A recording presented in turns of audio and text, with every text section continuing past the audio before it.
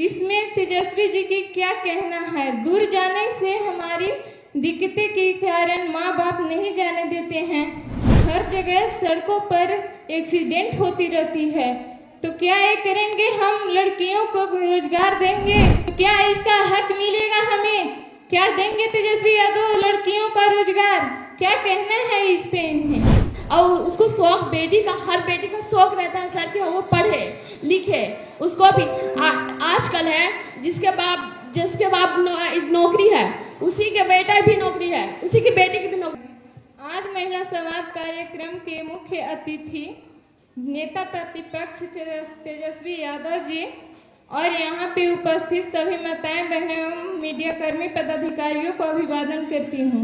मैं ये मांग करती हूँ कि अपनी पंचायत से 15 किलोमीटर दूर स्कूल कॉलेज जाने की इजाज़त चाहती हूँ कि हमारे पंचायतों में एक उच्च विद्यालय दी जाए। इसमें तेजस्वी जी की क्या कहना है। दूर जाने से हमारी दिक्कतें के कारण माँ बाप नहीं जाने देते हैं और हर जगह सड़कों पर एक्सीडेंट होती रहती है। तो क्या ये करेंगे, हम लड़कियों को रोजगार देंगे? क्या हम अपने मन में सोचते हैं कि मैं अबला नहीं नारी हूँ, जीवन जी की अधिकारी हूँ, तो क्या इसका हक मिलेगा हमें? क्या देंगे तेजस्वी यादव लड़कियों का रोजगार? क्या कहना है इस पे इन्हें?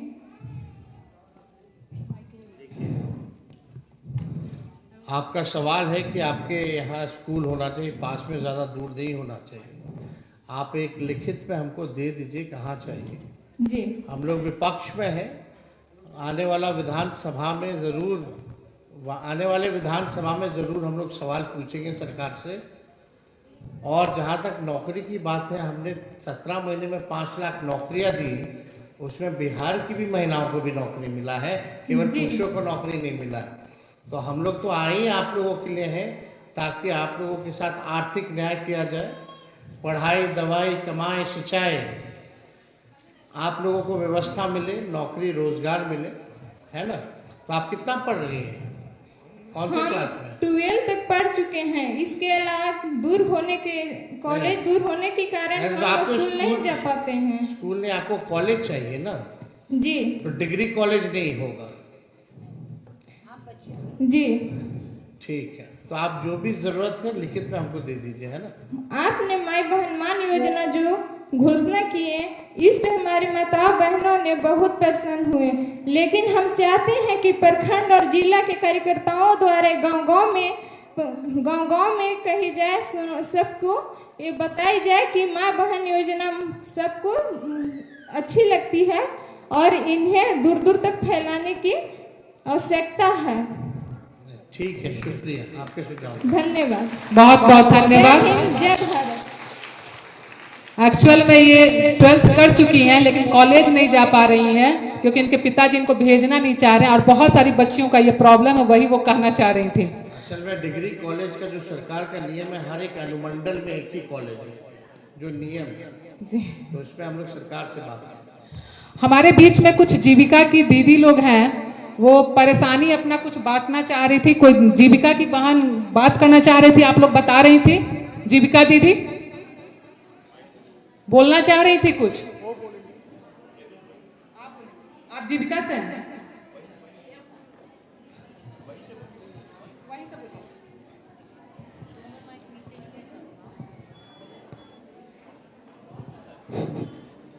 सबसे पहले तो यहाँ जिला में जितने भी पदाधिकारी गण लोग हैं, सब उन लोगों को नमस्कार।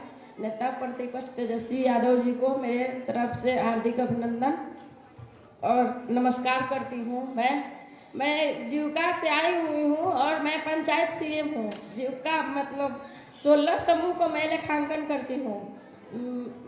मेरे पंचायत में 1000-1500 से महिला लोग हैं और सब दीदी लोग को मतलब समूह से लोन दिया जाता है और 1 रुपये पर उन लोग को लोन दिया जाता है।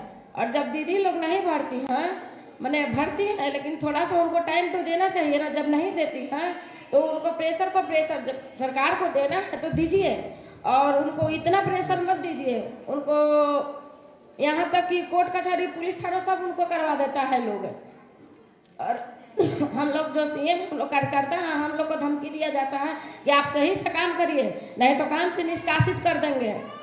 और हम लोग सरकार के अधिकारी वगैरह धमकाते हैं। हाँ, जो पदाधिकारी लोग हैं, जिनका के जो डीपीएम हो गए, एएम हो गए, बीपीएम हो गए, सीसी हो गए, अकाउंटेंट हो गए, वो लोग धमकी देते हैं कि सही से काम करिए, नहीं तो काम से निष्कासित कर देंगे। हम बोले कि आप काम से निष्कासित करिएगा ना, तो हम जितना हमारा पंचायत के समूह है ना, सबको हम यदि करके जितना लोन दिया है एको पैसा नहीं दिलाएंगे, और जितना के लिए चलना होगा ले चलिएगा थाना में, क्या करेगा थाना हमारा। अब यही बात बोले भैया, आप कितना आपका बचत हो पाता है? आप जीतिएगा तो आप लोग तो घर घर घूमती है, दिन भर मेहनत करती है, बहुत तो घूमते हैं, जितना हम लोग को घूमती है मानदेय उसमें नहीं दिया मिलता जाता क्या? है। उसमें मिलता क्या आपको? हम कितना लोग को मिलता मात्र है? 1500 रुपया दिया जाता है मानदेय, वो भी टाइम से नहीं दिया जाता है।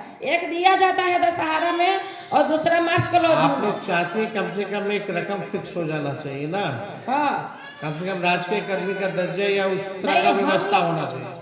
मेरा कहना है कि जब आप जीत जाइएगा, आप अपनी सरकार में आएगा, आपको कलम में ताकत होगा, तो हम लोग का मानदेय 20,000 करिएगा, जीविका दीदी लोग का। और जितने भी माई बहन मान योजना के आप घोषणा किए हैं, ये दीदी लोग का मान योजना कोई बिचौलिया फार्म नहीं भरेगा। जो जिला के पदाधिकारी, प्रखंड के पदाधिकारी और वार्ड के, पंचायत के जो भी हम लोग के नेता का है, वही लोग फार्म भरेंगे। 1 रुपया नहीं किसी से लेना है और डायरेक्ट उनके खाते में पैसा देना है। आप ये बताइए, थाना ब्लॉक में घूसखोरी है कि नहीं? हर जगह घुसखोरी है, लेकिन हम लोग अभी इतना भी दीदी लोग हैं, कोई बताए कि कहीं से 1 रुपया कोई लिया। अब 1500 रुपए में आप लोग महंगाई में घर कैसे चलाते हैं? और 1500 रुपये में जाते हैं। तो महंगाई है ना, हाँ, आज चीज हर चीज महंगा हो गया कि नहीं हो गया? वो ये क्या है, तो पैसे तकलीफ लेने होता हम लोग होगा। 1000 में भराते हैं और 1500 रुपये में रोज नौकरी कर जाते हैं, बताइए तो हम लोग का कहाँ से होगा काम। यहाँ जितनी महिलाएं, सब लोगों को महंगाई से जो बढ़ा है उससे परेशानी होती है घर चलाने में, बचत कुछ नहीं हो पाता। तो कोई परिवार में अगर बीमार पड़ जाए तो इलाज और दवा में ही सारा पैसा खर्च हो जाता हो। गैस सिलेंडर में 1000-1200 रुपया हो गया। हर चीज महंगा हुआ है कि नहीं? खाने पीने के सामान से, खरीदारी से लेकर के हर चीज। ठीक है। कुछ जीविका की बहनें हैं यहाँ पे जो पूरे समूह के साथ आई हैं, वो आपको कुछ सौंपना चाहती हैं। दे दीजिए। अपना इनका जो मांग है, आप कुछ बोलना भी चाहती हैं? वही सारा बात था ना, वही सारा बात है। ठीक है, आ जाइए। अब हम एक सर कुछ माइनॉरिटी से कुछ बच्चियां हैं, वो बात करना चाह रही थी। कोई बात करना चाह रहे थे? आइए आप माइक दीजिए। हेलो, सबको सलाम अलैकुम। सर, मैं बोलना चाहती हूँ कि जैसे कि हमको नौकरी चाहिए, ठीक, तो उसमें है कि हमको काउंसलिंग करवाना होगा, एंट्रेंस एग्ज़ाम, ठीक। उसमें हमें प्राइवेट से हुआ तो उसमें हमें 2 लाख लगता है। क्यों लगता है? हम गरीब आदमी हैं, बाप मजदूरी करते हैं, तो कैसे क्या होगा? उसमें हमको 2 लाख, हमको नौकरी भी चाहिए, तो कैसे होगा? 2 लाख देंगे, मजदूरी करने वाला आदमी कौन 2 लाख लाएगा सर? इसीलिए हम लोगों ने, जब हम लोग 17 महीने सरकार में थे, 17 महीने हम उप मुख्यमंत्री थे ना, जी। तो जाति आधारित गणना हुई। जाति आधारित गणना में ये निकल के आया कि 94 लाख ऐसा परिवार जो है वो गरीब है, जिसका आय 6000 से कम है। तो हम लोगों ने तय किया कि जिसके घर में नौकरी नहीं है उसको 2 लाख का हम लोग सहयोग करेंगे। जिसका जमीन नहीं है उसको जमीन खरीदने के लिए 1 लाख रुपया देंगे, और जिसका पक्का मकान नहीं है उसको 1,20,000 रुपये हम लोग देंगे। तब तक हमारे चाचा पलट गए, भाजपा आ गई सरकार में, काम लटक गया है वो योजना। तो कम से कम हम लोग भी विचार कर रहे हैं कि लोगों को बेरोजगारी भत्ता जो है वो मिलना चाहिए। वही तो है और सर। आपको हम बता दें, कोई भी सरकारी अगर आप लोग फॉर्म भरती हैं नौकरी के लिए तो उसका फीस होता है। अब मोदी जी ने, मुख्यमंत्री जी ने उसमें भी जीएसटी लगा दिया जी सर। 18%। तो आप समझिए कि कितना मुश्किल हो रहा है। तो हम लोग तो चाहते हैं वैसी योजना हम लोग लाएं ताकि आपको मुश्किल ना हो। यस सर, तो इसलिए सरकार तो वो योजना हम लोग तो ला चुके हैं, लेकिन इम्प्लीमेंट सरकार जो है मौजूदा वो कर दे रही है। अगर आपके घर में 2 लाख रुपए मिले, नौकरी नहीं है, तो आपको सहयोग मिलेगा ना। सहयोग मिलता है, सरकारी से भी आदमी का हो जाता है सर, तब में उसमें 40,000 है, 40,000 लगता है। तो इतना गरीब आदमी कहाँ से लाएगा? जो दिन भर का 300 मजदूरी कमा रहा है, 400 मजदूरी, उसके घर में कैसे होगा? और उसको शौक, बेटी का, हर बेटी का शौक रहता है सर कि वो पढ़े लिखे। उसको भी आजकल है जिसके बाप नौकरी है, उसी के बेटा भी नौकरी है, उसी की बेटी की भी नौकरी है। जिसका जो घर की छोटा है, जैसे कि वो मजदूरी कर रहा है, कुछ काम कर रहा है, उसकी बेटी काहे नहीं निकल रही है सर? क्योंकि पैसा है, पैसा से ही आदमी को होता है। और इंसान के पास कोई भी गरीब प्राइवेट सेक्टर की बात कर रही है ना? यस सर, प्राइवेट सेक्टर की बात कर रही है। और सरकार में मेरे आने से पहले जो है नौकरियां खाली पड़ी हुई, हम लोग सरकार में आए तो लोगों को मौका दिया। 5 लाख लोगों को सरकारी नौकरी हम लोगों ने दिया, 3 लाख सरकारी नौकरी प्रक्रियाधीन हुआ। तो हम लोग सोचो, और 4.5 लाख नियोजित शिक्षक जो थे उनको राजकीय कर्मी का दर्जा दिया। तो हम लोग 17 महीने में लाखों के तादाद में जब नौकरी दे सकते हैं, उपलब्ध करा सकते हैं, तो बेरोजगारी भत्ता भी हम लोगों को जिनके यहाँ नहीं है तब तक देंगे, ताकि अपने पैर पे खड़े हो। कंपटीशन का भी जमाना है, तो जो बेहतर करेगा उसी को ना मिलेगा नौकरी।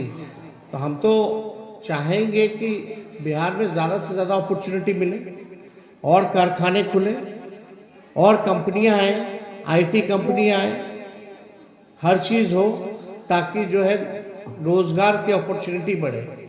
जब नौकरी की अपॉर्चुनिटी बढ़ेगी तो आपको दूसरे राज्य नहीं जाना होगा। तो इसलिए हम लोग इस दिशा में हम लोग काम करते हैं। अब मैं अपने नेता आदरणीय तेजस्वी प्रसाद यादव जी से, जो हमारे माई बहन का मान